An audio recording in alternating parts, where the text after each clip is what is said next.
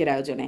ভাবছিলাম যে মানে খুব স্বাভাবিকভাবে বিএনপির মনোনয়ন হলো, রাজনীতিতে মনোনয়নের একটা নতুন বাতাস, নতুন রাজনীতি শুরু হয়েছে, সেটি নিয়ে কথা বলবো। কিন্তু শুরু করতে হবে, দেখলাম সবশেষ খবরে যে সহিংসতা, মানে একটা অবরোধ, টায়ার জ্বালানো, বিক্ষোভ, এগুলো তো চলছেই মনোনয়ন বঞ্চিতদের।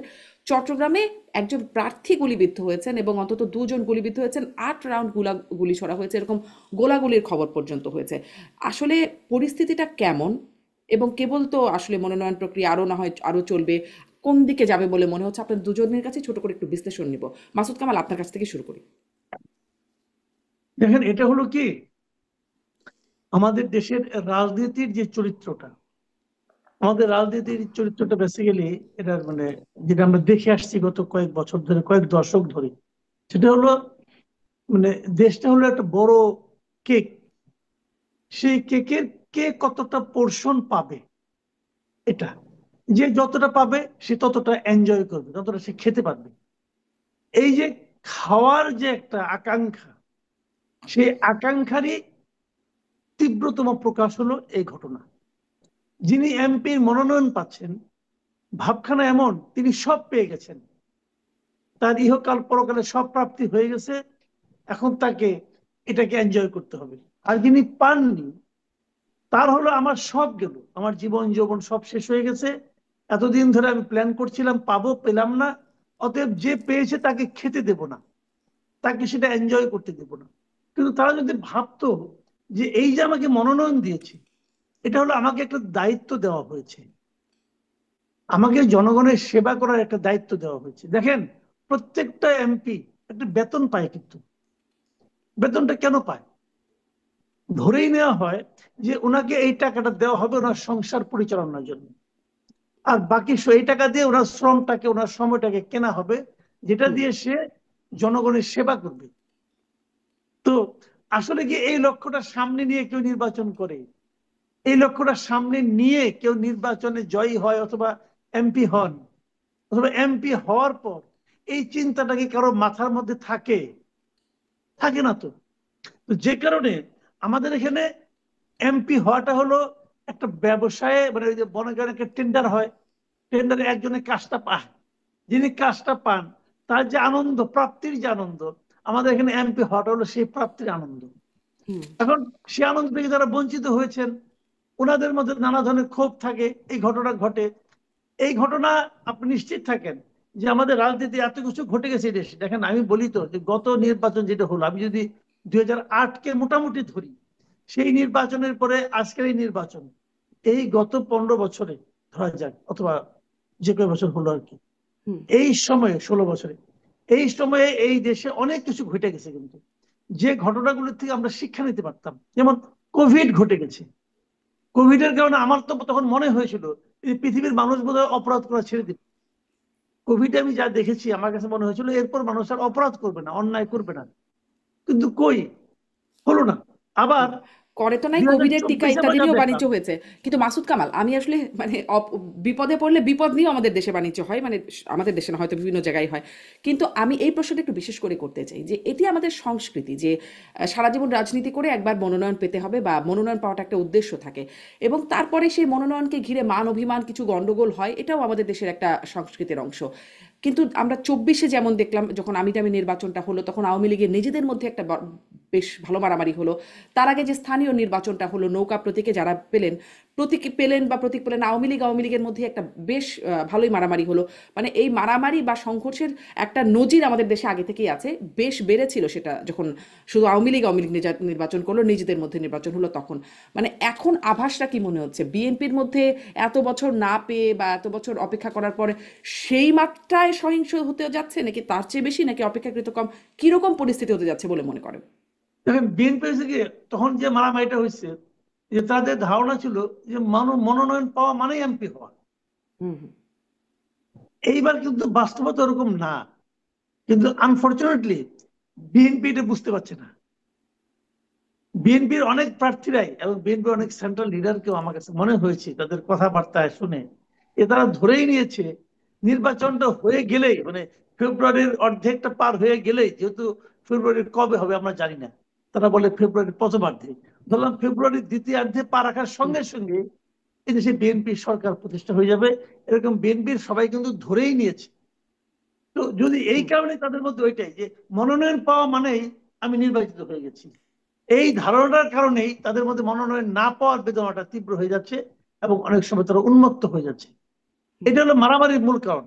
কিন্তু আমি বিএনপির লোকদেরকে বলবো, যারা মনোনয়ন পেয়ে এরকম লাফালাফি শুরু করেছে, তাদেরকে বলবো, ভাই একটু আস্তে যান, দুনিয়াটা অত সহজ না, রাজনীতিটা অত সহজ না।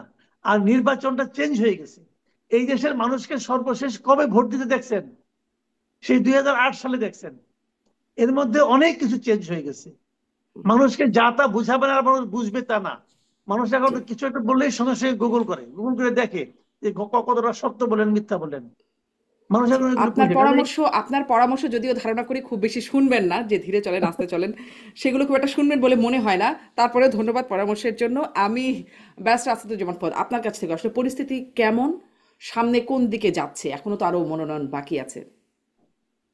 ধন্যবাদ। বাংলাদেশের রাজনীতিতে তো এটা আসলে আশ্চর্য হবার মতো তেমন কিছু না আর কি। যদিও এটা প্রত্যাশিত না, কাম্য না, কিন্তু আমরা তো ছোটবেলা থেকে অথবা মাসুদ কামাল ভাইরা আরো লম্বা সময় থেকে আমরা এগুলোই দেখে বড় হয়েছি।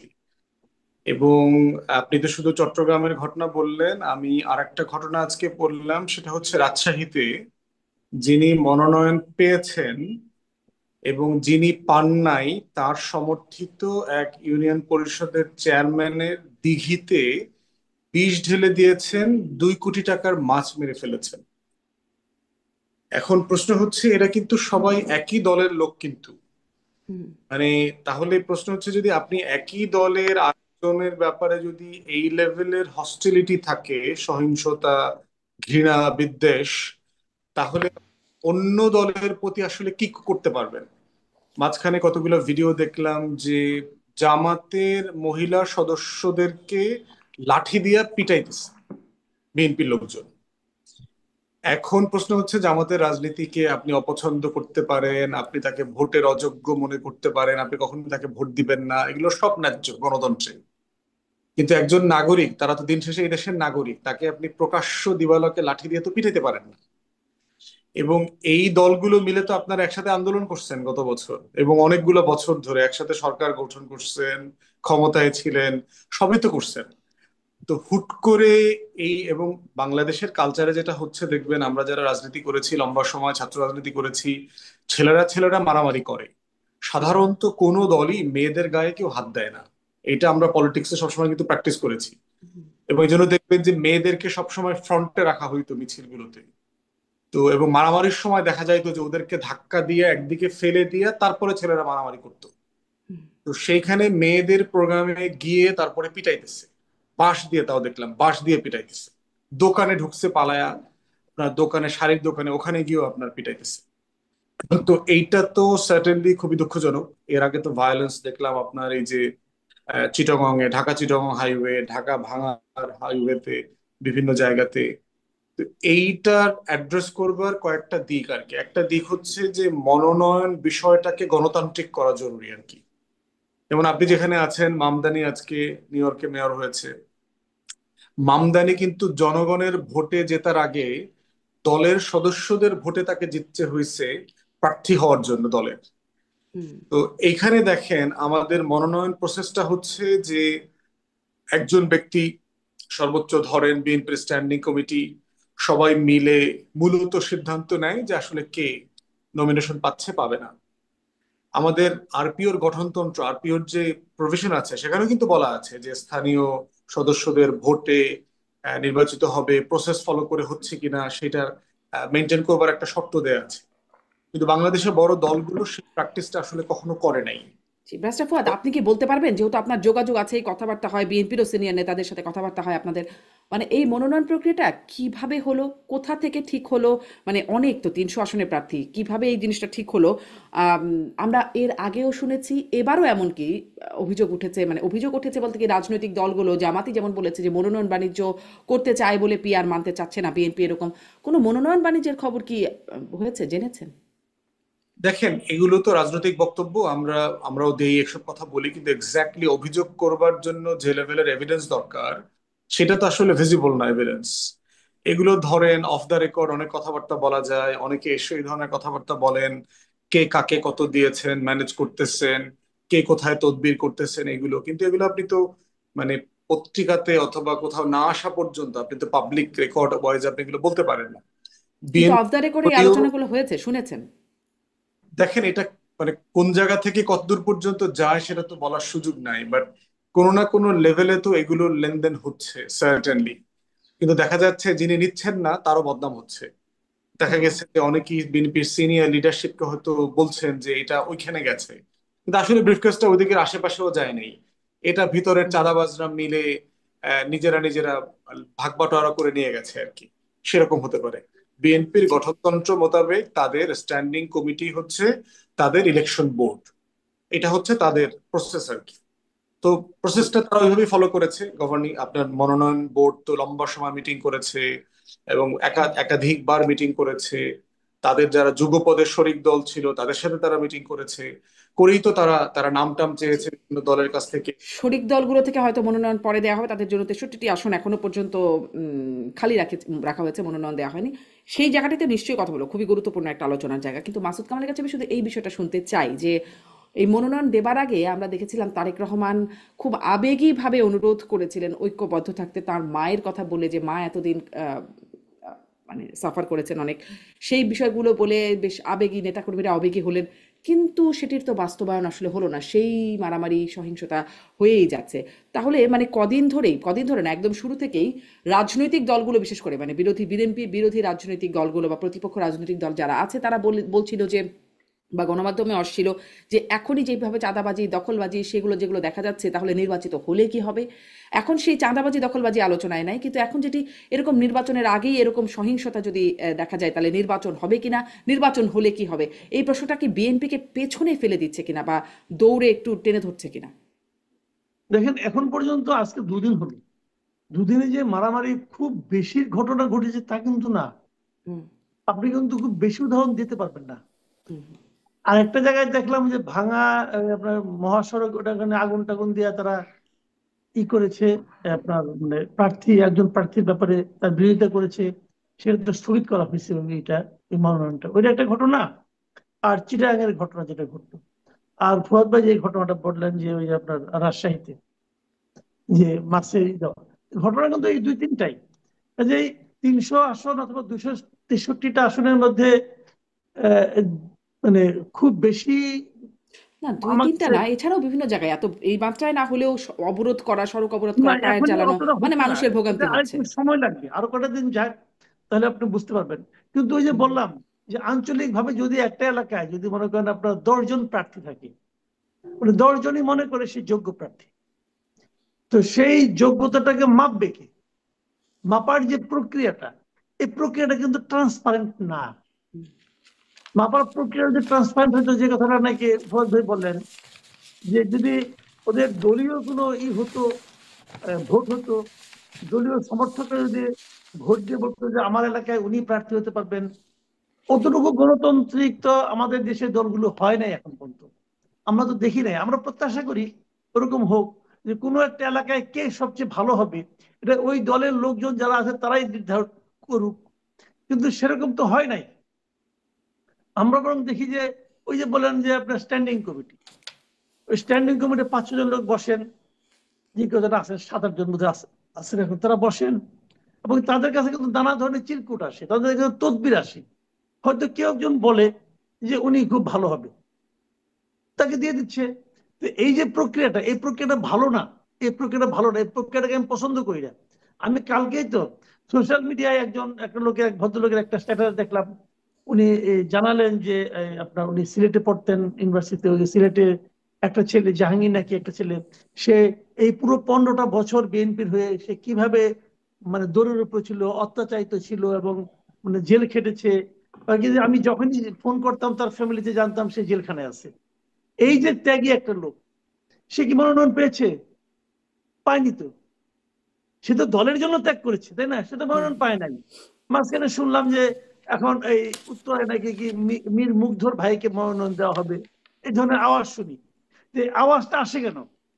মানে দেওয়া হতেও পারে, হবে কিনা জানি না, হতেও পারে। তো বিএনপির জন্য এই মীর মুগ্ধের ভাইয়ের কি অবদান আছে বলেন, তাই না? তো এখন এরকম তো হয় ভাই, আমাদের দেশে মনোনয়ন অনেক সময় একটা ঘটনাকে কেন্দ্র করে হয়। আমার পরিচিত পাওয়ারফুল লোকের সঙ্গে কার কতটা সম্পর্ক আছে জানেন আপনি? বাংলাদেশের রাজনীতিতে কি হয়, বাংলাদেশের রাজনীতি কিন্তু যতটা না বিএনপির আদর্শ, তার চেয়ে বড় হুম হলো কি আপনি কোন ভাইয়ের রাজনীতি করেন। অনেক ভাই আছে উপরে, কিন্তু বিএনপি সেন্ট্রাল লিডারদের মধ্যে অনেক ভাই আছে। এখন কোন ভাইয়ের লোক আপনি?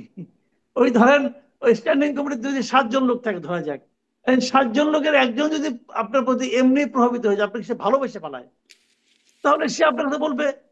এবং ভালোবাসা তো সংক্রমিত, সে আরো 2 জনকে বলবে ভাই আপনি একটু ভালোবাসেন, তো সেও হুম হুম। ভালোবাসলো, আপনি বললেন যে সেই আপনার টাকা আমি ভালোবাসার জন্য ভালোবাসবো। কোনো লেনদেন হয় কিনা এই প্রশ্ন আমি করছিলাম। আপনি কি কিছু জানেন যে মনোনয়ন আচ্ছা, বাণিজ্যের কোনো খবর কি পেয়েছেন? না, লেনদেনের খবরটা আমি আসলে এখন পর্যন্ত এভাবে পাই নাই। যেমন 2018-তে পেয়েছিলাম, জি দুই জি। হাজার আঠারোতে পেয়েছিলাম মানে কি, ওটা হয়তো আমার ধারণা এখন ওটা হয়তো ছড়ানো হয়েছিল। পুরো জিনিসটাকে আসলে একটু মানে মন্দ করে দেখানোর জন্য আমার মনে হয় খুব ইন্টেনশনালি পরিকল্পিত ভাবে এটাকে ছড়ানো হয়েছিল 2018-তে, এটা আমার ধারণা। আর কারণ আমার সঙ্গে 2 একজন প্রার্থীরও কথা হয়েছিল ওই সময়, তো আমি যে মাত্রায় শুনেছি সেই মাত্রার কথা আমি শুনিনি আর কি। আর এবার যেটা হয়েছে, এবার লেনদেনের কথা এখন পর্যন্ত আমি আমার কানে আসেনি এ পর্যন্ত। হুম আচ্ছা এটা ভালো। আরো 2 দিন কিন্তু যাক, 2 দিন গেলে মানে হবে কি, আপনি আপনি এটা আপনি আসে বলছিলেন করতে যে আমি একটু মুগ্ধর একটু ভাই। বলি এক সেকেন্ডে। হ্যাঁ। আসে করতে যারা নাকি মনোনয়ন না পায় তারা কিন্তু এটা ছড়ায় যে আমি কি করে পাবো, আমি তো এত টাকা দিতে পারি নাই, উনি দিতে পেরেছেন ওনারটা হয়ে গেছে, এরকম কিন্তু হয়। তো এখন এইগুলো যে যখন ফাইনাল হবে না, এখন তো ফাইনাল হয় না, কিন্তু ফাইনাল না হওয়ার কারণে যারা নাকি দিয়েছে পায়নি তারা যখন কিছু বলবে না, এখন বলবে না এখানে, তারা ভাববে আমি তো পেতেও পারি, আমি আরেকটু দেখি আরেকটু লবিং করি। আর যখন ফাইনাল হয়ে যাবে তখন আপনি শুনতে পারবেন যে লেনদেন হয়েছিল কিনা, মানে হলে কত ফাইনাল হয়েছে। অভিযোগ অনুযোগ বিক্ষোভের বিষয়টা এখনো বাকি আছে, সেটি জি, আমরা পরে দেখতে পারবো। কিন্তু ওই যে আসলে যেটি মনোনয়ন দেওয়ার আগেই হাইকমান্ড থেকে বলা হচ্ছিল যে আসলে অনেকগুলো বিষয় বিবেচনা করা হয়, কার কত অবদান, তার সেই সাথে কে জিতে আসতে পারবেন। হয়তো মনে করছেন কে জিতে আসতে পারবেন পার্টির বিবেচনা, মানে আমি একটু যোগ করলাম। কিন্তু আমি যেটি আপনার কাছে মাসুদ কামাল আরেকটু প্রশ্ন করতে চাই যে হেভি ওয়েটরা যারা পেলেন না, যাদের কথা আমরা মোটামুটি অনেকেই ধরেই নিয়েছিল যে তারা তো পাবেন, অনেকে ভেবেছিলেন এদের মধ্যে কেউ মন্ত্রীও হয়ে যাবেন, এরকম অনেক আলোচনা ছিল, কিন্তু স্থায়ী কমিটির সদস্য থেকে শুরু করে আম, অনেক হেভি ওয়েটরাই আসলে মনোনয়ন পেলেন না। তাদের ব্যাপারটা কেমন, কেন তারা পেলেন না, এটি কি বুঝতে পারেন? আর এটির কোনো প্রভাব দেখতে পান? এটার কোনো প্রভাব এখন আমি দেখিনি, এবং ওনারাও কিছু বলেননি। ওনারা হুম বলেছেন দলের স্ট্র্যাটেজিক্যাল কারণে তারা দেয়নি। আরো তো সময় আছে ভাই, 63টা এখনো বাকি আছে, হুম হুম। তাই না? এই 63টা বাকি থাকা মানে কিন্তু অনেক বাকি থাকা, এর মধ্যে তারা ঢুকে যেতে পারেন। 2 একজনের জন্য আমারও একটু আমারও মনে হয়েছিল এই লোকগুলির একটা অবদান আছে। যেমন আমি একটা নাম ধরেই বলি, হাবিবুন নবী সোহেল। এই ভদ্রলোকের বিরুদ্ধে সবচেয়ে বেশি মামলা হয়েছিল, বিএনপির যত লোকের বিরুদ্ধে মামলা হয়েছে সর্বোচ্চ মামলা ছিল হাবিবুন নবী সোহেলের ব্যাপারে, ওনার ব্যাপারে আমার একটু অন্য কারণে দুর্বলতা আছে, কারণ আমরা ইউনিভার্সিটি একই হলে থাকতাম, তো যে হুম। কারণে হয়তো একটু দুর্বলতা আমার আছে। তো কিন্তু আপনি আমি হয়তো ওনাকে স্থায়ী দেখি, কমিটি থাকলে আপনি তার প্রতি ভালোবাসাটা তাই না? দেখাতেন। হ্যাঁ, আমার তখন একটা ভালোবাসা জন্মায় যেত, এটা হতে পারে। কিন্তু আমি তাকে, এটা অনর্থ আছে, আমি তাকে এত বছর ধরে চিনি, হুম। এটা কিন্তু একটা বিষয়। যে তখন জি। আমি তাকে জানতাম যে খুবই নিবেদিত প্রাণ কর্মী ছিলেন উনি, দল করতেন, ছাত্র দল করতেন। এবং তারপর আপনার পরবর্তী জীবনে আমি জেনেছি যে ওনার মানে অবদান খুব ভালো, এবং উনি খুব প্রেজেন্টেবল ক্যারেক্টার কিন্তু। হুম আবার এটাও আমি শুনেছি যে স্থায়ী কমিটির একজন সদস্যের নাকি তার ব্যাপারে ব্যাপক রিজার্ভেশন আছে, এবং উনি চান না যে হাইবে সামনে আসুক। এটা হুম। ওটা কারণ হতে পারে। তো আচ্ছা, এইগুলি তার মানে কিন্তু হয় ভালোবাসার এই সাথে সাথে সমস্ত আপত্তির দলগুলিতে না, জায়গাও থাকে। এই সমস্ত দলগুলিতে এগুলি হয় যে অনুরাগ যেমন থাকে সেরকম বিরাগও একদম থাকে। বিরাগও থাকে, একজন যদি স্পষ্ট বিরাগ মাসুদ কামাল। প্রকাশ করে ফেলায় তখন একটা সমস্যাই হয়ে যায়।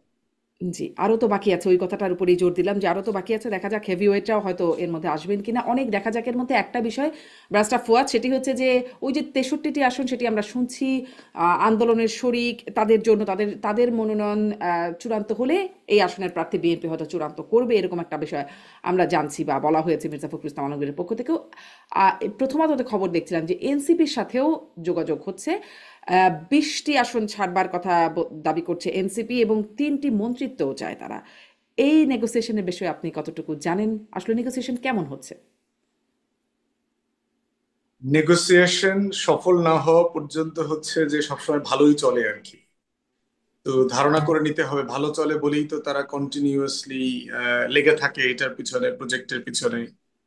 তো এটা এখন পর্যন্ত তো আপনার ম্যাচিউর কিছু না, বাট এনসিপির এই নেগোসিয়েশনে তাদের রাজনৈতিক ঝুঁকিও আছে প্রচন্ড রকমের। তারা যে গণ অভ্যুত্থানের স্পিরিটকে ধারণ করে রাজনীতিতে এসছে বলে তারা দাবি করেছে নতুন করে বাংলাদেশ পন্থী রাজনীতি করবে, তারা যে বক্তব্যগুলো দিয়েছে হুম। সেখানে এবং নতুন রাজনৈতিক বন্দোবস্তের কথাও তারা বলেছে। তো এই প্রত্যেকটা জিনিসের সাথে বিএনপির সাথে নেগোসিয়েশন করে নির্বাচিত হওয়ার বিষয়টা যায় না। তো সেই জায়গাতে কেন যায় না, কেন যায় না? মানে তাহলে আপনারা বিএনপি করেন, আপনারা দল করার দরকার কি? অভ্যুত্থান থেকে যেহেতু বের হয়ে এসেছেন, আপনাদের তো আপনাদের কাছে expectation যে আপনারা নতুন রাজনীতি করবেন, দেশবাসীকে নতুন রাজনীতি উপহার দেবেন। এবং প্রতিদিন আমরা দেখতে পাচ্ছি যে বিএনপি কে মানে টার্গেট করে যে রাজনৈতিক বক্তব্য দেওয়া হচ্ছে তাদের দলের পক্ষ থেকে, এবং বেশ হস্টাইল বক্তব্য। তো সেই জায়গাতে আবার নেগোসিয়েশন আন্ডারগ্রাউন্ডে করাটা সেটা কতটুকু যৌক্তিক? এবং আমার কাছে মনে হয় যে এনসিপি এই যদি একটা আলোচনায় শুনছিলাম ব্যারিস্টার ফুয়াদ, যে যত হস্টাইল বাইরে, আপনি বলছিলেন নাকি আমি ঠিক ভুলে গেছি, কিন্তু কে যেন আমার অনুষ্ঠানে সম্মানিত একজন অতিথি বলছিলেন যে যত বেশি হস্টাইল কথাবার্তা হচ্ছে ভেতরে ভেতরে ততই বেশি স্ট্রং নেগোসিয়েশন হচ্ছে, এরকম একটা বিষয় চলে। এটার কি বাস্তবতা আছে, মানে এটার কি প্রতিফলন আছে এই বক্তব্যের? আমার মনে হয় যে এটা এটা ইউজুয়ালি চলে আর কি। বাংলাদেশে হুম। ধর রাজনৈতিক দলের নেতারা আছে যে আহ, আপনার দিনের বেলা উপদেষ্টার পদত্যাগ চাচ্ছে, হুম। পদত্যাগ হুম। এই সন্ধ্যাবেলা তার বাড়িতে বাসায় যাচ্ছে আবার তদবির করবার জন্য। তার কোন ঠিকানা লাগবে, কোন ফ্যাক্টরি লাগবে, কোথায় কত কোটি টাকার কাজ, কোন কোম্পানিকে দিতে হবে, অথবা দিনের বেলায় সে উপদেষ্টার বিরুদ্ধে ব্যাপক বক্তব্য হুম। দিয়েছে। তো এটা খুবই দুঃখজনক আর কি। বাংলাদেশের এই মানে মর্যাদার জায়গাটা রাজনীতিতে রাজনীতিবিদরা খুব নষ্ট করে ফেলছেন আর কি। তো আর আমি একটা সাথে একটা সম্পূরক প্রশ্ন যোগ করি, যে রাজনীতিবিদরা নষ্ট করে ফেলছেন জায়গাটা, আপনি বলছিলেন যে দিনের বেলা এরকম, রাতের বেলা অন্যরকম। আবার আপনি শুরুতেই বলছিলেন যে অনেক রকম আছে যেগুলো রাজনৈতিক বক্তব্য, এগুলো আপনারাও মানে বলেন। আমি যখন মনোনয়ন বাণিজ্য হচ্ছে কিনা এই প্রসঙ্গে জিজ্ঞাসা করছিলাম, মানে রাজনীতিবিদদের বক্তব্য বা রাজনৈতিক বক্তব্য এগুলো কি খুব ক্লিশে, আমরা বিশ্বাস করবো না রাজনীতিকদের কথা? মানে এটাই সমস্যা হয়ে গেছে, কারণ আমাদের রাজনীতিতে পলিটিক্যাল বক্তব্যটা আসলে মানে জনগণ কেন্দ্রিক না আর কি। আপনি দেখবেন যে রেটরিক বেশি আর কি। এই ধরেন কমন কথা, দেখে নেব, এই হবে সেই হবে, হুমকি ধামকি যেগুলো আমরা বিভিন্ন সময় দেইটেই, সেখানে দেখবেন যে জনগণ অনুপস্থিত। যেমন দেখবেন আজকে একটা পত্রিকার হেডলাইন হচ্ছে যে ডেঙ্গুর প্রকোপ বাড়ছে, প্রচুর লোক মারা যাচ্ছে সারা দেশে। অথচ বাংলাদেশে আজকে যতগুলো টকশো হবে, মাসুদ কামাল ভাই তো রেগুলার যান, আমরাও বিভিন্ন প্ল্যাটফর্মে যাই, আমরা কি আসলে গত এক সপ্তাহে, মাসুদ ভাই আলাপ করেছেন কিনা জানি না, আমি গত এক সপ্তাহে একটা সেন্টেন্সও বলি নাই ডেঙ্গু নিয়ে। বাংলাদেশের হেলথ কেয়ার সিস্টেম যে কলাপস করছে, বাংলাদেশের শিক্ষকরা দেখেন বেতন ভাতা বেসিক 1,000 টাকা 2,000 টাকা বাড়ানোর আন্দোলন করছে। আমি গত এক সপ্তাহে একটা লাইনও বলি নাই কোনো টেলিভিশনে এই শিক্ষকদেরকে নিয়ে। বাংলাদেশে দেখেন এই যে অর্থনীতি মন্দা যাচ্ছে, আনএমপ্লয়মেন্টের সিচুয়েশন কি হবে না হবে, এগুলো নিয়ে আমি গত এক সপ্তাহে একটা লাইনও বলি নাই। তাহলে আসলে কোন জিনিসটা আমরা বলি আর কোন জিনিসটা আসলে মানুষের জন্য দরকার? এই নির্বাচন আসলে কয়টা মানুষ করবে? মানে কয়টা মানুষকে আসলে এফেক্ট করে যে এনসিপির সাথে কয়টা সিট নেগোসিয়েশন হচ্ছে, বিএনপি কাকে ছাড় দিচ্ছে, 9 দলে কি হইতেছে, জামাতকে এবার বড় দল হবে কিনা? এটা আসলে প্রাত্যহিক জীবনে আসলে কয়টা মানুষকে অ্যাড্রেস করে, কয়টা মানুষের স্বার্থের সাথে জড়িত? তো সেই জায়গাতে দেখেন যে আমাদের পুরো রাজনীতিটাই জনগণ বিমুখ একটা কনভারসেশনের মধ্যে চলে গেছে। কিন্তু আপনি যদি ওয়েস্টার্ন কান্ট্রিতে দেখেন, সেখানে প্রত্যেক দিন দেখবেন পলিটিশিয়ানরা তাদের ন্যাশনাল ইস্যুতে কথা বলছে, জাতীয় ইস্যুতে কথা বলছে। আপনি শুধু গিনিপিগ চিন্তা করবেন যে আজকে 10টা 20টা রাজনীতিবিদদের সকল পত্রিকার হেডলাইন বক্তব্যগুলো কি, এবং অলমোস্ট আপনি কোনো বক্তব্যের ভিতরে জনগণ পাবেন না। আপনি পুরো বক্তব্যের কেন্দ্রবিন্দু হচ্ছে ক্ষমতা, হুম। এবং সেটা আমি, আমরা, আমার দল, সিট টিট, এই এই টোটাল 8টা 10টা শব্দের ভিতরে টোটাল আলোচনাটা আটকে গেছে।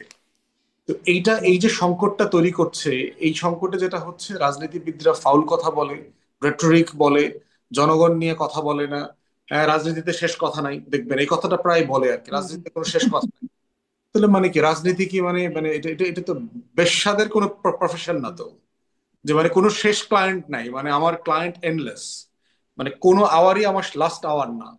তো এইটা তো চলতে পারে না। পলিটিক্সে তো একটা এথিক্সের জায়গা থাকতে হবে, একটা ডিগনিটির জায়গা থাকতে হবে। তো আমার কথাকে তো জনগণকে বিশ্বাস করতে পারতে হবে যে না, এই মানুষটা সত্য বলে, এই মানুষটা আসলে আমার জন্য কথা বলে। জি, তো সেই জন্য নতুন বন্দোবস্তের রাজনীতির কথা বলে তাহলে তো সেই আপনি যেই মানে শব্দ ব্যবহার করছেন ওইগুলোই তো রয়ে গেল। তাহলে আসলে বন্দোবস্ত কি হলো, কেন আপনাদের বিশ্বাস করবে? আপনি অবশ্যই এই প্রশ্নটা করছিলেন, আমি এই প্রশ্নটাই রাখলাম যে আসলে বিশ্বাস কেন করবে? আপনারা ঐক্যমত হইলে তাতে মানুষের কি যায় আসে? রাজনীতিবিদদের সমালোচনা রাজনীতিবিদদের মধ্য থেকে আমার থেকে বেশি জি, সম্ভাবনা করে না। জি, জি, আপনি এই প্রসঙ্গ আগেও বলেছেন। সেটি নিয়ে আপনি নিশ্চয়ই আগেও বলেছেন। আমি এই আসন সমঝোতার বিষয়েও একটু জনাব মাসুদ কামাল আপনার কাছ থেকেও একটু শুনতে চাই যে এনসিপির সাথে আসন সমঝোতার কথা যেটি শোনা যাচ্ছে সেটির বিষয়ে আসলে কতটা জানতে পারছেন? সমঝোতা হলে আসলে কেমন হবে আর না হলে কেমন হবে? আমরা জানতে পারছি বিএনপি কোনোভাবেই চাচ্ছে না জামায়াতের সাথে এনসিপির কোনো রকম জোট হোক। একটা জিনিস কি, যে এই যে নিউজটা আজকে যেটা প্রথম আলোতে নিউজটা প্রথম করেছিল, যে 20টা আসলে সমঝোতা, তারা বলছে 20টা এমপি চাচ্ছে, 3জন মন্ত্রী চাচ্ছে, এই ধরনের একটা নিউজ আজকে প্রথম আলোতে ছাপা হয়েছে। আমি প্রথম আলোকে বাংলাদেশের মানে প্রধান দৈনিক মনে করি। আমি যখন কোনো একটা নিউজ নিয়ে যখন নাকি আমার সন্দেহ হয়, দ্বিধা হয় যেটা আসলে কি তাই ঘটেছে, তো আমি সঙ্গে সঙ্গে প্রথম আলো চেক করি। এখন আমার সমস্যা হয়েছে কি, ভাই আমি তো নিজেও সাংবাদিকতা করেছি দীর্ঘদিন, এখনো করি, এখনো ফ্রিল্যান্সিং করি। তো আমি আবার আমার মতো করে বোঝার চেষ্টা করি যে আসলে তারা কি লেখলো। প্রথম আলোর এই রিপোর্টটা আমার কাছে রিপোর্টই মনে হয় নাই। আমি খুব বিস্মিত হয়েছি যে এই ধরনের একটা রিপোর্ট তারা কি করে ছাপলো। মানে আমার কাছে এটা গ্রহণযোগ্য না এই রিপোর্ট। আমি যদি নিউজ এডিটর হতাম, আমার হাত দিয়ে এই রিপোর্ট আমি ছাপতাম না। কারণটা কি দেখেন, কতগুলি ইস্যু থাকে এই রিপোর্টে, তারা কাউকে কোট করেনি। বলছে কি যে এনসিপির 4জন লিডারের সঙ্গে তারা কথা বলছে, তার কারো নাম দেয় নাই। এবং বিএনপির এই সংক্রান্ত যারা দায়িত্বে আছেন সেরকম 2-1জন লিডারের সঙ্গে তারা কথা বলছেন, এখানেও কোনো নাম নাই, নাম কিন্তু নাই। এখন নাম ছাড়া উনি আবার ফিগারটা বলছেন 20টা আসন, 3জন হুম, মন্ত্রী, অমুক তমুক হাবি যাবি, এটা তারা চায়। এখন এটা নিয়ে আবার একদম শেষে যে রিপোর্টটার একজন ব্যক্তিকে, একজন যুগ্ম আহ্বায়ক নাকি এরকম একটা ভদ্রলোক মহিলা, ভদ্র মহিলা, ওনার সঙ্গে আলাপ করেছেন, উনি অস্বীকার করেছেন যে না, এই ধরনের কোনো কিছু আমরা করছি না। তাহলে একজন লোককে যাকে আপনি কোট করতে পারলেন, উনি অস্বীকার করলেন। আর বায়বীয় কিছু ব্যক্তির কথা আপনি বললেন যারা এগুলো বলেছে, সেটা আপনি হেডলাইন করলেন। ভাই এটা জার্নালিজম না। মতিউর রহমান সাহেবের প্রতি আমার পূর্ণ শ্রদ্ধা রেখে বলছি, this is not journalism. Speculation আর জার্নালিজম এক জিনিস না ভাই।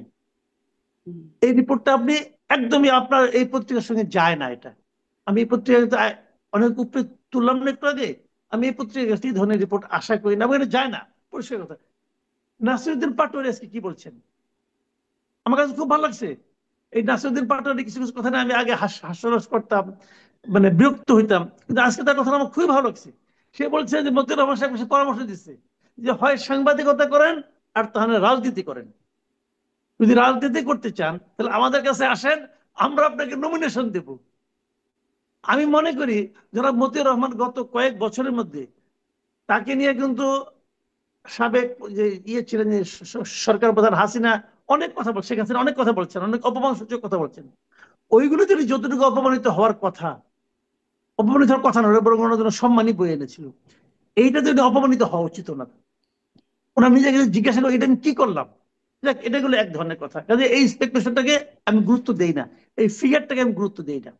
এখন আপনার অন্য প্রসঙ্গে আসি, যে যদি এ ধরনের কিছু হয়ে থাকে, মনে করেন আসন ভাগাভাগি, বাংলাদেশের রাজনীতিটা দেখা যায় যে নির্বাচন এসে গেলে আপনার রাজনৈতিক মতাদর্শের কোনো মিল না থাকলেও আসন ভাগাভাগির একটা প্রবণতা আমরা এর আগেও দেখেছি। তারা এটাকে বলে নির্বাচন কেন্দ্রিক জোট।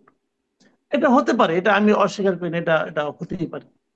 আমরা আগেও বহু নির্বাচনে দেখেছি। কিন্তু সেখানে একটা ইকুয়েশন থাকে যে আমি কেন তার সঙ্গে জোট করব।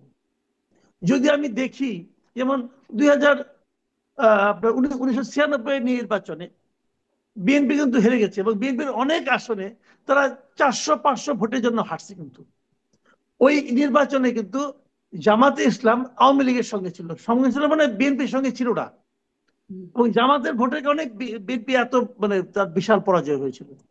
একই জিনিস দেখা গেছে 2001 সালে, মানে বিএনপির প্রাপ্ত ভোটের চেয়ে কিন্তু আওয়ামী লীগের ভোট মোটেই কম না, একই রকম ভোট। একজনের 41 দশমিক কত, আরেকজনের ওই 41 দশমিক, মানে ওই দশমিকের পার্থক্য কিন্তু। সেখানে বিএনপি পাইছে 192টা না 93টা, কেমনে পাইলো? ওই যে 100-200 ভোট জামাতের কাছ থেকে পাইছে, ওইটা পাই তারা। কিন্তু যদি এরকম ইস্যু হয় তাহলে জোট কিন্তু ইম্পর্টেন্ট, খুবই গুরুত্বপূর্ণ। কিন্তু এই এনসিপির কি সারা দেশে সে ধরনের কোনো সক্ষমতা আছে? নেই। তাহলে কেন এনসিপির সবাই কোনো এনসিপি কে সক্ষমতা নেই। টানতে চাইছে? জি, এনসিপি কে তাহলে সবাই কেন টানতে চাইছে? মানে বিএনপিও চাইছে, এনসিপি কে জামাতের কেউ সাথে। টানতে চাইছে এটা কে বললো আপনাকে? যে বলছে ওই রিপোর্টটা থেকে আমি একটু আগে বললাম, ওটা কোনো রিপোর্টই হয় নাই। কে টানতে চাইছে? এনসিপি। মানে সত্যি কথা বলতে আমি তারপরেও বলি, যে কথা হচ্ছে যে মানে বিএনপির সাথে শুনেন বিএনপি আমি বলি ভাই, এনসিপির এনসিপি জন্য দরজা খোলা থাকবে, হ্যাঁ, দরজা সবার সবার জন্যই খোলা আছে। আসো, জামাতের জন্য নাই। তোমার জন্য তোমার কি আছে নিয়ে আসো আমার কাছে, শুনি তোমার কি কি পণ্য আছে, দেখি, দরদাম করি, মিললে আসবা না মিললে আসবা না। কিন্তু এনসিপির কাছে খুব বেশি কিছু পণ্য নাই। এনসিপি কি নিয়ে বার্গেন করবো বলেন তো? এনসিপির কি বিশাল ভোট ব্যাংক আছে? নাই। যদি এই শিক্ষাঙ্গনে এই ইলেকশন গুলি না হতো 4টা বিশ্ববিদ্যালয়ে, তাহলে এনসিপি বলতে পারতো যে ইয়াং জেনারেশন আমার সঙ্গে আছে। এনসিপি তখন ওটাও বলতে পারে না, ছাত্ররা তো তার সঙ্গে নাই। এই 4টা ছাত্র সংসদ নির্বাচনে এনসিপি কোথাও প্রতিদ্বন্দ্বিতাই করতে পারে নাই, জেতা তো দূরের কথা, কোনো একটা হুম। আসনে না। তাহলে তাদের তো ওইটা বলার মুখও নাই যে ছাত্ররা আমার সঙ্গে আছে। বাধ্য হয়ে তারা মনে করছেন আগে আমাদের নামের সঙ্গে ছাত্র শক্তি ছিল, আর ওইটা আবার আমদানি করছে। আগে ছাত্র, এখন যেটা ছিল গত ইলেকশনের সময় ছাত্র সংসদে কি একটা ছিল, এখন সংসদ বাদ দিয়ে আবার শক্তি দিয়ে আসছে, যে শক্তি দিয়ে কিছু করা যায় কিনা। মানে নাই তো, তাদের সঙ্গে কেউ নাই। হুম। সবগুলো জেলায় তারা কমিটি করতে পারছে, প্রত্যন্ত অঞ্চলে তাদের খবর নেই রে ভাই, এনসিপির কোনো পাত্তাই দেয় না। তো সেই এনসিপি বরঞ্চ কি হয়েছে, বরঞ্চ এনসিপির একটা সম্ভাবনাময় দল নষ্ট হয়ে গেছে তাদের কতিপয় নেতার কথাবার্তা এবং জীবন আচরণের কারণে। সেইটা একটা বোঝার মতো। বিএনপি কেন এই বোঝা কাঁধে নেবে? কেন নিবে? বিএনপির জন্য এনসিপি মানে আপনার মিনিমাম মাইলেজ অ্যাড করতে পারবে না, হুম। মিনিমাম না। আমি একটু আমি একটু ব্যারিস্টার ফুয়াদের বক্তব্য এখানে নেই যে এনসিপির আসলে পাত্তাই নাই বা মিনিমাম অ্যাড করতে পারবে না, মাসুদ কামালের পর্যবেক্ষণ শুনছিলেন।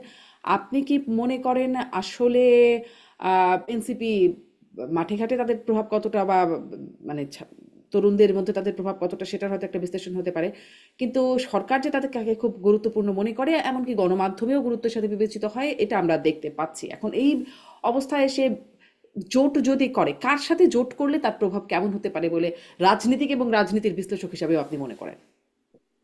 দেখেন, এনসিপি কে সব পক্ষই চাচ্ছে তার দিকে টানার জন্য। এটা এটা আমি নিজে জানি আর কি। আমি প্রথম হলো আচ্ছা, ভোটের ব্যাপারে যদি ক্রেডিবিলিটির সমস্যাও থাকে, ওইটা আমি জানি আসলে অ্যাটলিস্ট। কেন চাচ্ছে? এটা চাচ্ছে হচ্ছে এনসিপির একটা ব্র্যান্ড ভ্যালু আছে। ব্র্যান্ড ভ্যালু হচ্ছে তার গণ অভ্যুত্থানের লেজিটিমেসি সে ক্যারি করে। হুম। যে গত বছরে এতবার একটা মুভমেন্ট হয়ে গেছে, এই গণ আন্দোলনে তার একটা লেজিটিমেসি ক্রিয়েট হয়েছে। এবং দ্বিতীয়ত হলো তরুণদের রিপ্রেজেন্টেশন, যে ধরে নেওয়া হচ্ছে যে একটা বিশাল তরুণ জনগোষ্ঠীকে তারা রিপ্রেজেন্ট করে। এখন কিন্তু সেটা যে করে না, মাসুদ কামাল তো ওই ছাত্র সংসদ মানে ছাত্র ডাকসু জাকসু চাকসু এই নির্বাচনগুলোর ওইটা উদাহরণ দিয়ে বললেন। ওইটা সত্য, বাট স্টিল, যেমন ধরেন আমরা পুরাতন আমলের রাজবাড়ি দেখতে গেছেন কখনো? হুম। মানে গাছপালা বিল্ডিং এর ভিতর থেকে উঠে গেছে, কিন্তু গ্রামে কিন্তু ওই বাড়িটাকে এখনো রাজবাড়ি বলে, দেখবেন যে এইটা হচ্ছে রাজবাড়ি, কিন্তু ওখানে কেউ থাকে না। এই জন্য হচ্ছে যে আপনি তার তার ক্রেডিবিলিটি কতটুকু, তার জেতার সক্ষমতা কতটুকু, তার লোকজনের চরিত্র কতটুকু ভালো, সেটা নিয়ে আপনি প্রশ্ন যেমন তুলতে পারবেন, বাট এটাও সত্য যে তারাই গণ অভ্যুত্থানের ফেস। গত বছর যা যা হয়ে গেছে, ওটাই তারা সেই রাজবাড়ির একটা সম্মান খেতাব তারা হোল্ড করে আর কি। তো সেই সে সম্মান দিয়ে ভোটে জিততে পারবে? মানে ভোটে লাভ হবে? জায়গাটা হলো ডিফারেন্ট কোয়েশ্চেন। যে আপনার আমার অনেক পরিচিতি, যেমন ধরেন মাসুদ কামাল ভাইকে অনেক মানুষ চেনে সারা দেশে, প্রচুর টকশো করে। এখন মাসুদ ভাইকে যদি কলাবাগান রোডের আসনে দাঁড় করায় দেন, মাসুদ ভাই তো জামানত বাজেয়াপ্ত হবে কি, তাই না? মাসুদ ভাই, বেয়াদবি করলাম না তো? অবধারিত, অবধারিত। অবশ্যই এরকম আর কি। এখন প্রশ্ন হচ্ছে যে আমরা যারা এখনো নির্বাচন করি নাই, আমাদের কনস্টিটিউয়েন্সি নাই, আমাদের নতুন দল, এই চ্যালেঞ্জগুলো আমাদের আমাদের আমাদের সামনে সবার আছে। এবং দেখবেন আমার অনেকগুলো তো কমন সমালোচনা আছে, তার ভিতর একটা সমালোচনা হচ্ছে যে এই এই টাকলার তো মেম্বার হওয়ারই ভোট নাই। আপনি দেখবেন আমার আমার মন্তব্য, একটা কমন মন্তব্য দেখবেন একটা, যে এই টাকলার তো মেম্বারই হইতে পারবে না। তো কথা তো সত্য টেকনিক্যালি, কারণ আমি তো আসলে কোনো কিছু হই নাই, তো এখন পর্যন্ত নির্বাচিত তো কিছু হই নাই, আমি শুধু দলে নির্বাচিত হয়েছি। তো সেই জায়গাতে কনস্টিটিউয়েন্সির ভ্যালু ক্রিয়েট করবে নির্বাচনের পরে। কিন্তু ওই জায়গাটা তারা একটা ভ্যালু ক্রিয়েট করেছে, যেটা বোধ করছে যে ডানে বামে যে কোনো বলয় তারা থাকলে ওই ফিগার হেডের একটা বেনিফিট তারা পাবে। এনসিপির কিছু আশঙ্কা আছে। এনসিপির আশঙ্কা হচ্ছে, ধরে নেওয়া হচ্ছে বিএনপি ক্ষমতায় যাবে, এবং এনসিপির সাথে যেহেতু বিভিন্ন কারণের সম্পর্ক বিএনপির টানাপোড়েনের মধ্যে আছে, তাদের অনেককে জেলে যাওয়া লাগতে পারে, দুদকের মামলায় পড়া লাগতে পারে, হেনস্থার শিকার হওয়া লাগতে পারে। এবং দ্বিতীয় একটা ভয় হচ্ছে যে ডিপ স্টেট যারা আছে বাংলাদেশে, সোনার বাংলায়, এরকম ডিপ স্টেটের সাথেও এনসিপির সম্পর্ক ভালো না। তো দেখা যাবে যে ওই বাস্তবতাগুলোতে তারা বিভিন্ন রকম প্রতিহিংসার শিকার হতে পারে। তো সেক্ষেত্রে এনসিপি ভেবে থাকতে পারে যে আমি যদি বিএনপি বলয়ে থাকি, ক্ষমতার বলয়ে থাকি কোনো না কোনো ফর্মে, তাহলে অ্যাটলিস্ট এই আশঙ্কাটা থাকবে না যে আমার। তাহলে কি এটা হচ্ছে এনসিপির সেফ এক্সিট খোঁজার প্রক্রিয়া? ওয়েল, আপনি এটা সেফ এক্সিট বলেন, এটা মানে রাজনীতিতে টিকে থাকার কৌশল বলেন, এবং এটা যৌক্তিক, মানে এই জায়গাটা কোনো অন্যায় জিনিস না, এরকম ভাবাটা এটা ঠিক আছে পলিটিক্সে।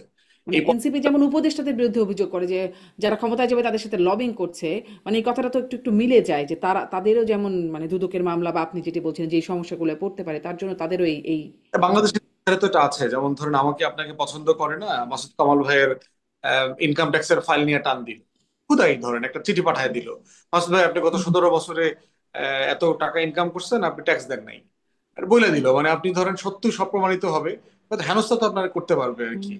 তো সেই জায়গায় এই ভয়টা তাদের মধ্যে কাজ করে থাকতে পারে কারো কারো মধ্যে। তো সেই ক্ষেত্রে বোধ করছে সেফ এক্সিটের জায়গা হচ্ছে বিএনপির বলয়ে থাকা। এনসিপির ভিতরে একটা অংশ আছে যারা চায় যে, যেহেতু বিএনপি বিভিন্ন কারণে বড় দল এবং আমরা নতুন রাজনৈতিক বন্দোবস্তের কথা বলেছি, অতএব কোনো না কোনো ফর্মে আমাদের বিএনপি থেকে আলাদা থাকতে হবে। আলাদা থাকার মধ্য দিয়ে আমরা আসলে নতুন কিছু করতে পারবো, এবং এই আলাদা ইন্ডিপেন্ডেন্ট থাকার মধ্য দিয়ে আমার রাজনীতিটা দাঁড়াবে, এটা এনসিপির ভিতরে একটা আলাপ আছে। আচ্ছা, ডিপ স্টেট কাদের সাথে এনসিপির সম্পর্ক খারাপ? হ্যাঁ, ডিপ স্টেটের সাথে সম্পর্ক খারাপ বলছিলেন, কাদের সাথে আসলে সম্পর্কটা খারাপ, মানে ডিপ স্টেটের কাদের সাথে, কারা তারা? ধরেন আপনার আমলাতন্ত্রের সাথে হতে পারে, সশস্ত্র বাহিনীর লিডারশিপ কোন অংশের সাথে হতে পারে, গোয়েন্দা সংস্থাদের সাথে হতে পারে, যে কোনো অংশের সাথে হতে পারে। আপনাদের সাথে সাথে সম্পর্ক ভালো? জানি না তো কেউ, মানে আমরা ধরেন এত মানে গুরুত্ব, আপনারা ঝামেলায় পড়বেন না কোনো? মানে আমি তো বদার্ড না আর কি, আমি তো সিম্পলি পলিটিক্স করতেছি আর কি, আমি এটা নিয়ে চিন্তিত না আর কি। আমি পলিটিক্স আচ্ছা, করতেছি, পলিটিক্যাল প্রসেসের মধ্য দিয়ে। মানে আপনি বা আপনারা চিন্তিত না, এনসিপি কেন চিন্তিত?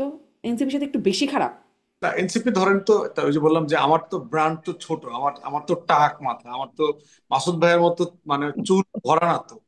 হুম হুম যদি আপনি একটা চিরুনি গিফট করতে চান, এটা কি আপনি এবি পার্টির অফিসে পাঠাবেন না কলা বাগানে পাঠাবেন? আপনি হুম কলা বাগানে পাঠাবেন, কারণ এটার তো একটা প্রোডাক্টিভিটি থাকতে হবে, ইউটিলিটি থাকতে হবে। হুম হুম। সেই জায়গাতে আপনার ওই ভয়গুলো কাজ করছে। আবার এনসিপির ভিতরে একটা জনগোষ্ঠী আছে যে বিএনপি ছাড়া বাইরের কোনো বলয়ের সাথে জোটে যাওয়া যায় কিনা ভোটের জায়গাতে। সেটা ধরেন জামাত অনেক ট্রাস্টেবল পার্টনার, এখানে বিদ্রোহী প্রার্থী হওয়ার সম্ভাবনা কম। জামাত লজিস্টিক্যাল সাপোর্ট যেটা আস্থার সাথে দিতে পারবে, সেটা অন্য কোনো দল থেকে তারা পাবে না, এবং তারা দায়িত্ব নিয়ে তাদেরকে জিতায় নিয়ে আসতে পারবে, এরকম বাস্তবতা আছে।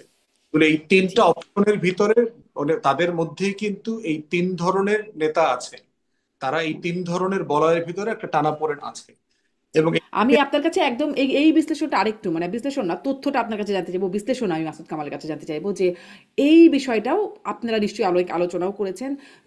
দুজন উপদেষ্টা বিএনপি থেকে নির্বাচন করতে পারেন এইরকম একটা বিষয় আছে, এবং বিএনপি ওই লক্ষ্মীপুর ১ এবং ঢাকা ১০, যেই দুই এখানে আসিফ মাহমুদ আর মাহফুজ আলম নির্বাচন করতে পারেন বলে একটা সম্ভাবনা বা ধারণা পাওয়া যাচ্ছে, সেটা খালিও রেখেছে। এইটার সত্যের, মানে এই তথ্যের কি একটু সত্যতা আছে? আপনার সব পক্ষের যোগাযোগ কি বলে? দেখেন, আমার কাছে মনে হইতেছে এটা যতটা না আন্ডারস্ট্যান্ডিং এর মাধ্যমে হচ্ছে, ততটা হচ্ছে এটা আসলে বিএনপির পলিটিক্যাল টোপ। মানে সে জায়গাগুলো খালি রেখে আপনাকে একটা বার্তা দিল আর কি, যে আমরা এটা মানে ইনভাইটেশনটা ওপেন আছে আর কি, এখন আপনি নেগোসিয়েশন করতে আসবেন কিনা আর কি সেই জায়গাটাতে। আবার এটাও তো রিপোর্ট আসছে যে লক্ষ্মীপুর একে আপনার এলডিপির সেলিম ভাইকে বিএনপি অলরেডি গ্রিন সিগন্যাল দিয়ে দিয়েছে। তো সেটা আবার আছে, তো এই জন্য প্রশ্ন হচ্ছে যে মানে এই আলোচনাটাতে মানে আপনি এখনো কোথাও যেতে পারবেন না আর কি। বাট এনসিপির মধ্যে এই ডায়লেমাটা আছে আর কি, যে তিন ধরনের রিয়েলিটি, তিন ধরনের ফোর্স সেখানে কাজ করতেছে, এবং তারা এই সবগুলো স্বার্থ, পক্ষে বিপক্ষের বেনিফিট তারা ভাবছে, এবং জি রাজনৈতিক দল হিসাবে তার এই ভাবার জায়গাটা যৌক্তিক, কারণ সে তো তার জি। একটা ফিউচারের ভাব বিবেচনাটা তাকে মাথায় রাখতে হবে। আর আসিফ মাহমুদ আর মাহফুজ আলম তারা কি ভাবছে এটা কি আপনি জানেন, মানে জানবার সুযোগ হয়েছে যে পলিটিক্যাল টোপ যেটি বিএনপি দিচ্ছে এটা কি তারা গিলতে আগ্রহী নাকি না? এটা তো টকশোতে আপনাকে তাদের দুজনকে ইনভাইট করতে হবে, ইনভাইট করে করতে হবে যে যে তারা আসলে তো হয়তো আর সরাসরি বলবেন না যে আমরা টোপ গেলার জন্য বসে আছি বা আমরা টোপ গিলবো না, কিন্তু আপনার মানে যোগাযোগ জানাশোনা তাদের সাথে কথা বলা হয় সেখান থেকে জানতে আছে আপনাদের তো, আপনার তো বিশেষ করে এদের সাথে একটা যোগাযোগ আছে। মাননীয় উপদেষ্টাদের সাথে তো আমরা রাষ্ট্র নিয়ে, সরকার নিয়ে কথা বলি, তাদের সাথে আমাদের জনগণের সাপেক্ষে দাবি দেওয়া নিয়ে কথা বলি, আমরা তো রাজনীতি নিয়ে কথা বলি এনসিপির লোকদের সাথে আর কি, এনসিপি নেতৃবৃন্দের সাথে আর কি। আচ্ছা, উপদেষ্টা তার মানে দলীয় রাজনীতি নিয়ে কথা বলা যায় না। জি জি, অনেক ধন্যবাদ ব্যারিস্টার ফুয়াদ। আমি মাসুদ কামাল আপনার কাছ থেকে একটু জানতে চাই, টোপ বিএনপির, এটি কি বিএনপির টোপ? উপদেষ্টারা এই বিষয়ে কি ভাবছেন? আপনার কি বিশ্লেষণ? শুনেন, আমার বিশ্লেষণ হলো গিয়ে, যে দুই উপদেষ্টার কথা আপনি বললেন তাদের আমি নির্বাচন করার কোনো সুযোগ দেখি না।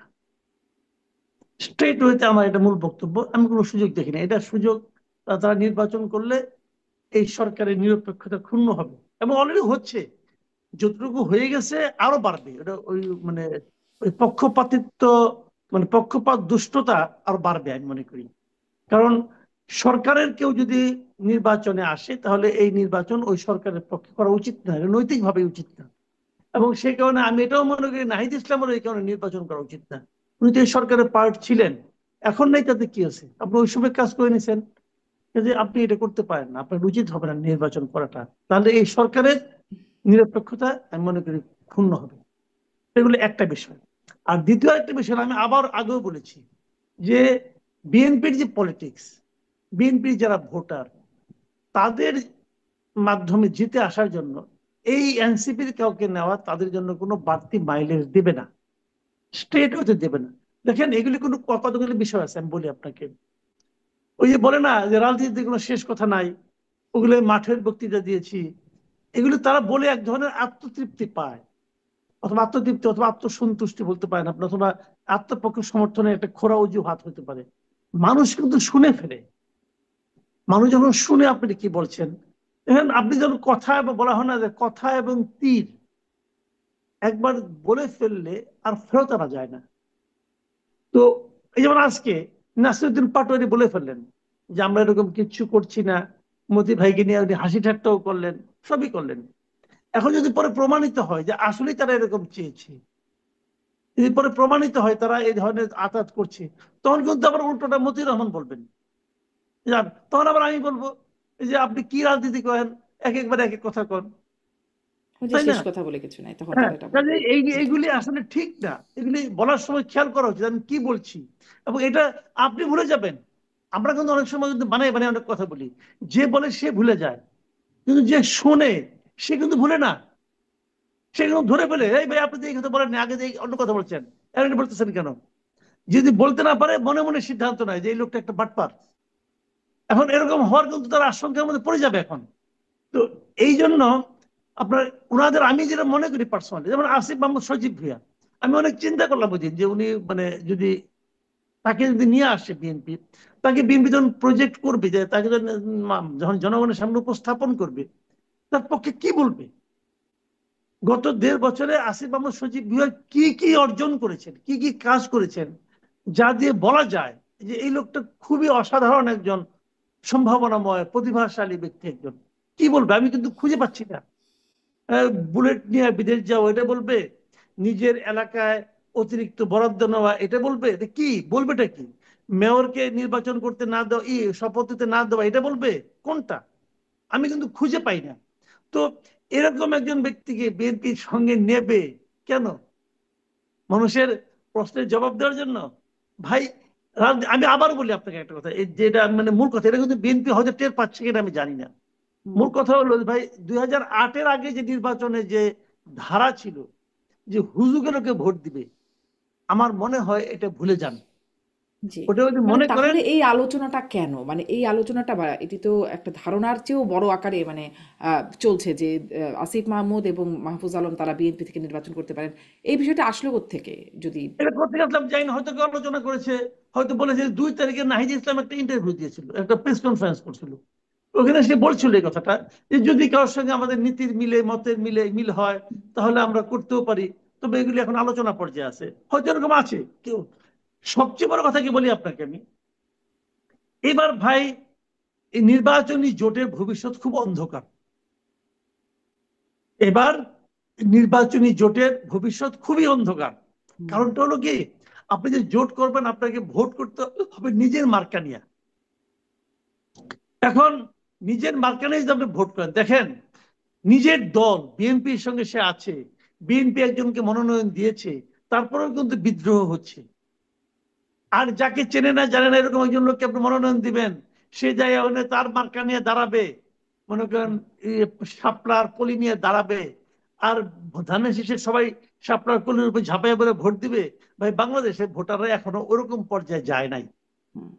তখন ওখানে কিন্তু আবার হবে কি জানেন, ওখানে বিএনপির যে সম্ভাব্য প্রার্থী ছিল, উনি হয়তো স্বতন্ত্র দাঁড়ায় যাবে। যদি স্বতন্ত্র দাঁড়ায় যায়, তখন তার কাছে কিন্তু গোহারা হাঁটতে পারে। কারণ এই লোকটা তো জি। ভাই, শুনেন, ওই এলাকা বিএনপির রাজনীতি গত 15 বছর রাজনীতি কি, বিএনপির গত 15 বছরের রাজনীতির সবচেয়ে মাপকাঠিটা হলো যে কে কত নির্যাতিত হয়েছে। এবং লোকে তো বলবে যে নির্যাতিত আমি হয়েছি। ওকে, ও তো এখানে আসে না, ও তো আগে ছাত্রলীগ করতো, ছাত্রলীগের লোকে ছিল, এখন আসছে যেমন আমি ধরেন পঞ্চগড়ের উদাহরণটা আমি বলি। পঞ্চগড়ের এখানে সাথী সাথে দাঁড়াইছে, সে তো ছাত্রলীগ করতো আগে, করতো না? এখন সে হুম, ছাত্রলীগ, এখন সে এখানে এসে পড়ছে। এখন সে ওখানকার যারা লোকজন আছে, যারা বিএনপি যারা নির্যাতিত, ওরা কি তখন তো তাকে দেখছে, সে তো ছাত্রলীগের বড় বড় নেতাদের নিয়ে তার এলাকাতেও গেছে। মানুষ কি সহজে ভুলে যাবো? মানুষের মন কি ব্ল্যাকবোর্ড নাকি যে আপনি ডাক্তার দিয়ে বুঝে বলালেন? এত সহজ না রে ভাই, এই যে থেকে যাবে জি। এগুলো। এই যে এটা সহজ হবে না, আমি মনে করি এবারের নির্বাচনে, জোটের নির্বাচনের ভোট মানে সহজ হবে না যারা জোটে থেকে আসবে। জি, আপনি বলেছেন যে সেটার ভবিষ্যৎ অন্ধকার। আমি শেষ মানে আমরা যখন নির্বাচনের আগে মনোনয়ন, জোট ইত্যাদি নিয়ে এত কথা বলছি, নির্বাচনের আগে গণভোট সেই বিষয়টাও আলোচনায় আছে এবং সরকারের পক্ষ থেকে 1 সপ্তাহের আলটিমেটাম, যদিও আলটিমেটাম শব্দটি আসিফ নজরুল নিচ্ছেন না, তিনি বলছেন আহ্বান জানানো হয়েছে 1 সপ্তাহের মধ্যে যে রাজনৈতিক দলরা তাদের মধ্যে আলোচনা করে ঐক্যবদ্ধ হয়ে একটা প্রস্তাব দেবে, এবং তাছাড়া সরকার 1 সপ্তাহ পরে তার নিজের সিদ্ধান্ত নিয়ে নেবে। আমি দেখছিলাম যে মানে আপনারা আলোচনার একটা প্রস্তাব নিয়েছেন, 2 দিন পার হয়ে গেছে, এখন আলোচনার একটা উদ্যোগ কেবল আপনারা 9টি দল, আপনারা এনসিপি সহ ব্যারিস্টার ফুয়াদ, আপনাকে জিজ্ঞাসা করছি যে একটা উদ্যোগ নিলেন, এটার কি কোনো ভবিষ্যৎ আছে? মানে আলোচনা করে কিছু হবে, আপনারা আর কিছু করতে পারবেন 1 সপ্তাহের মধ্যে, মানে আর 5 দিন, 5 দিনের মধ্যে? না, একটা বিষয় হচ্ছে যে আপনার কথা তো বলতে হবে। যেমন ধরেন, আমরা আপনারা মাসুদ ভাইরা প্রতিদিন হাউকাউ করতেছি না বিভিন্ন জায়গায় গিয়ে গিয়ে, মানে মাসুদ ভাই হয়তো চা কফি খাওয়ার কিছু পায় টায় আর কি। তো তাছাড়া মানে আমরা তো কোনো জিনিসের সমাধান করতে পারি না, কিন্তু তারপরও পলিটিক্যাল পার্টির একটা ন্যাশনাল অব্লিগেশন থাকে যে একটা ইস্যু আসছে, এটাকে আমরা আলোচনা করে একটা কাছাকাছি জায়গায় নিতে পারি কিনা। এবং এর আগে অনেকগুলো ইস্যুতে কিন্তু আমরা সফল হয়েছি। বড় বড় দলগুলোর ভিতরে যে দূরত্ব কমানোর কাজ, এরপরে হচ্ছে সঠিক জায়গাতে একটু স্যাক্রিফাইস করার ব্যাপার, সব হুম। পক্ষ যেন একটু স্যাক্রিফাইস করে, এগুলো কথা বলে আসলে লাভ হয়। বিভিন্ন সময় আমরা দেখেছি ঐকমত্য কমিশনেও আমরা সাইড লাইনে বহুবার বসেছি, বিভিন্ন দলের সাথে নেগোশিয়েট করবার চেষ্টা করছি যে আপনি একটু ছাড় দেন, আপনি একটু কিন্তু এই ছাড়। 5 দিনে কিছু হবে? না, একটা বিষয় হচ্ছে যে কথা তো বলা দরকার, মানে হোক বা না হোক, মানে কথা বললে যেটা হবে পরবর্তীতে দূরত্বটা কমে যাবে আর কি। মানে এটা রিয়াকশনটা কমে যাবে অ্যাটলিস্ট, যে সবাই কিন্তু চেষ্টা। মানে হলো দূরত্ব কমলো, কিন্তু 7 দিনের মধ্যে আপনারা মানে সমন্বিতভাবে একটা প্রস্তাব দিতে না পারলে সরকার তাদের মানে অবস্থান জানিয়ে দেবে বা সিদ্ধান্ত জানিয়ে দেবে, সেটাই কি হতে যাচ্ছে? সরকার তাদের সিদ্ধান্ত জানিয়ে দেবে? সরকার ধরেন সরকার নিজেও যে এটার অংশ না, এটা আমি মনে করি না। আমার মনে হয় যে সরকারের পক্ষ থেকেও ব্যাক এন্ডে বিভিন্ন অ্যাডভাইজার বিভিন্ন দলের সাথে কথা বলছেন, একটা অ্যাগ্রিড ফর্মুলাতে কোথায় আসা যায়, কোথাতে একটু স্যাক্রিফাইস করা যায়, কনসেনসাসে আসা যায়, সেই ব্যাপারে চেষ্টা করবে সরকার। ইউনূস সরকারের যে টেন্ডেন্সি দেখেছি যে ডিসাইসিভলি কোনো কিছু চাপিয়ে দেবে, এই ধরনের টেন্ডেন্সি এখন পর্যন্ত দেখি নাই। তো সেই জায়গাতে আমার বোধ হয় যে সরকারও আলোচনা করছে এবং আলোচনা করে একটা কনসেনসাসে আসবে, এবং এই আসার জায়গাতে আমরাও আমাদের জায়গা থেকে কথা বলছি, সবগুলো দলের সাথে বসছি। ধরুন কনসেনসাসে আসলো না, কারণ 8 মাসে হয় নাই, 8 মাসে বরং যেটি মাহমুদুর রহমান মান্না বলছেন গন্ডগোল, সেই গন্ডগোলটা পাকিয়ে গেছে আরো এই 8 মাসে। এই 7 দিনে যদি না হয়, তাহলে গণভোটের ভবিষ্যৎ কি? আর গণভোট মানে ঠিক মতো সেখানে নিয়ে সমাধান না আসতে পারলে আপনারা নির্বাচনের ভবিষ্যৎ কি? একটা বিষয় হলো জাতীয় নির্বাচন ফেব্রুয়ারি মাসে হচ্ছে, এই ব্যাপারে আমার গণভোট হোক বা না হোক। হ্যাঁ, গণভোট কবে হচ্ছে না হচ্ছে এইটার ব্যাপারে যাই হোক বা না হোক, জাতীয় নির্বাচন ফেব্রুয়ারিতে হবে, এই ব্যাপারে আমার কাছে কোনো সন্দেহ নাই। পুরো রাষ্ট্রযন্ত্র নির্বাচনমুখী হয়ে গেছে। হুম। আমি বিভিন্ন জায়গাতে যে খোঁজ খবর রাখি, আমার সাথে যাদের সাথে দেখা সাক্ষাৎ হয়, আমি সব জায়গায় একই মেসেজ দেখতে পাচ্ছি। আচ্ছা। পুরো স্টেট মেজর কোনো ডিসিশন নিচ্ছে না ইলেকশন ছাড়া এখন। তো সেই জায়গাতে জাতীয় নির্বাচনকে ঝুঁকির মধ্যে ফেলবে অথবা পিছিয়ে যেতে পারে এমন কোনো সম্ভাবনা জি, অ্যাবসলিউটলি। ব্যারিস্টার ফুয়াদ, অনেক ধন্যবাদ। মানে গণভোট হোক বা না হোক বা কখন হবে সেটি নির্ধারিত না হলে জাতীয় নির্বাচন বাধাগ্রস্ত হবে না। মাসুদ কামাল, আপনারও কি তাই মনে হয়? একদম 30 সেকেন্ডে যদি জানান বা আপনার মন্তব্য। হ্যাঁ, আমি নিজেও নির্বাচন নিয়ে আশাবাদী। আমার কাছে মনে হয় ফেব্রুয়ারিতে নির্বাচন হতে যাচ্ছে, এটা আমার ধারণা। আর এখন যেটা হচ্ছে 7 দিনে যে আলটিমেটামটা, না এটা আমি বলি, এটা আসলে পলিটিক্যাল পার্টিগুলিকে 7 দিন দেয় নাই, ওনারা নিজেরাও এই সুযোগে 7 দিন নিয়েছেন। কারণটা হলো কি, পলিটিক্যাল পার্টিরা সমাধান কিভাবে করবে? পলিটিক্যাল পার্টি তো 8 মাসে বৈশা আলোচনা করে একটা স্বাক্ষর করছে। স্বাক্ষর যেটা করছে, এখন যে আদেশের জন্য যে প্রস্তাবনাটা নিয়ে আসছে, তার সঙ্গে তার মিল নেই। মিল নাই বলেই কিন্তু বিএনপি বলছে আপনি আমার সঙ্গে প্রতারণা করছেন। তাহলে এই ঝামেলাটা পাকাইছে কে? পাকাইছে জাতীয় ঐকমত্য কমিশন, এবং ঐকমত্য কমিশনের চেয়ারম্যান কে? ডক্টর ইউনূস। তাহলে ভার্চুয়ালি এই যে ঝামেলাটা পাকাইছে ডক্টর ইউনূসের নেতৃত্বে কয়েকজন লোক। তো সমস্যা ঝামেলা করছেন আপনি, সমাধান করতে পারলেন পলিটিক্যাল লিডারদেরকে, এটা তো হলো না রে ভাই। আর পলিটিক্যাল লিডার তো 8 মাস বসে কথা বলছে, নানা বিষয়ে মতামত দিছে, তারপরে এখন তারা দিতে দিতে সার দিয়া টেয়া শেষ পর্যন্ত একটা জায়গায় এসে পড়ছে যে এইটাই আমাদের চূড়ান্ত। ওইখান থেকে আপনি আবার চেঞ্জ করলেন কেন? আসলে ভাই মুদ্রা কথা হলো, ওই যে আমেরিকার 2 নাগরিক এখানে আসছিল না, ডক্টর আলী রিয়াজ এবং মনির হায়দার, এরা একটা মিশন নিয়ে আসছিল, একটা ঝামেলা পাকাই দিয়ে দুজনে উড়াল দিয়ে চলে গেছে। এখন এখন বসে বসে ডক্টর ইউনূস আর তার 7 জন মিলে মিলাক এই যে উড়াল দিয়ে চলে গেছে, তারা কি আর আসবেন না? মানে আসবে। আসবে, কিন্তু এটা চূড়ান্ত না হওয়ার আগে তারা যায় কিভাবে? বিষয়টাকে একটা ফয়সালা না হওয়ার আগে তারা যায় কিভাবে? হুম, হুম। জি। এবং এইটাই ছিল একমাত্র কারণ। আমি শুরু থেকে বলতেছি যে বিদেশি লোকদেরকে আইনেন না। আপনি আজকে যে গুগলে সার্চ দেন, ডক্টর আলী রিয়াজ লেখে লেখে সার্চ দেন, দেখবেন কি আসে। লেখা উঠবে যে আমেরিকান পলিটিক্যাল সায়েন্টিস্ট। আপনি আমেরিকান পলিটিক্যাল সায়েন্টিস্টকে নিয়ে আসছেন আমার দেশের সংবিধান বোঝানোর জন্য, আমাদের পলিটিক্যাল লিডারদেরকে জ্ঞান দেওয়ার জন্য। ভাই এর জি। নিয়তি খারাপ এদের। জি, জনাব মাসুদ কামাল, অনেক ধন্যবাদ। দেখা যাক ফয়সালাটা আসলে কি হয়। কি গন্ডগোল পাকিয়ে যে তারা গেলেন, সেই গন্ডগোলটাই রয়ে যায়। অনেক ধন্যবাদ মাসুদ কামাল, অনেক ধন্যবাদ ব্যারিস্টার ফুয়াদ, আপনাদের দুজনকেই ধন্যবাদ। দর্শক